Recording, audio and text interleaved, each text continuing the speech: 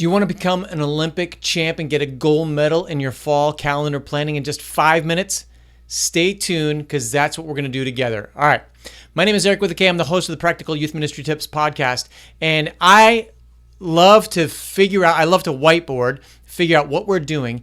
And if you've seen this video here about the full circle strategy, you know how we talk about, and if you haven't seen it, that's okay. I've got a link right up here.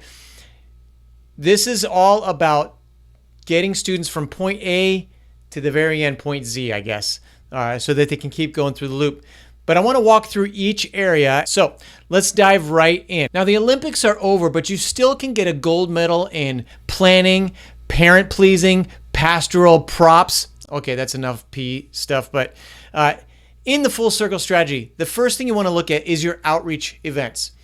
What does that look like? What are you going to do? Throw a couple of onto your calendar for the fall. You may do some sort of a kickoff event, which is, we're just about there. Actually, next week, you're going to see a collab with me and my friend Nick. We are talking about outreach events and planning it. Got a whole bunch of stuff I want to give to you for that.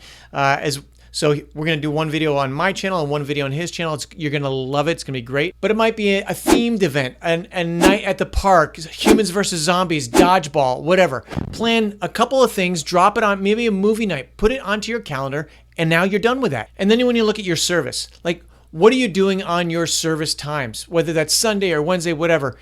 What are you doing for your services? Plan a month or two worths of games. Put it on your calendar. If you do the whole fall calendar, but put it, like go into DYM, go to YM360, go to PowerPointGames.com. What's up? And grab yourself some games so that you're ready. You have them planned. You screen games and other games. Matter of fact, I want to give you a free gift. I have an ebook on games, all about why we do games, and then a whole bunch of low prep and no prep games that you can just do at the drop of a hat, but you can plug them into your calendar and you're good to go. And then a whole bunch of ways to crush leading those games, 15 best practices for that. There's a link in the description below for that. But that's for your service times, your service events, your experiences. Get that planned and prepped. Next, small groups. When are your small groups happening? What are you going to do? Do you do it like as part of your youth group's experience? Do you have them set aside? How are you splitting them up? I got a video on small groups and crushing out small groups. But plan, like, are you going to do like a study, a book study or something like that? Case for Christ is a great study. I've done that with students tons of times. There's a student edition of it as well as a leader guide. I've got a link for the description for that in the description below. Rooted, I'll put a link in that as well. Rooted for high school students. Oh my goodness, it's so good. But plan out what your small groups are going to look like. Get that onto your calendar. Next, serve opportunities. Link arms with your church. Get your students doing stuff with adults. I love that cross intergenerational ministry stuff. You know, giving away hot dogs and lemonade at the park, or planning and prepping for a Mexico experience. Have your students sign up to serve in big church, in kids ministry, and your youth ministry. Get them on the program team. Give them that ebook and audio book on games that I have in the description below. That's totally free. Let them run it. Give them those service opportunities.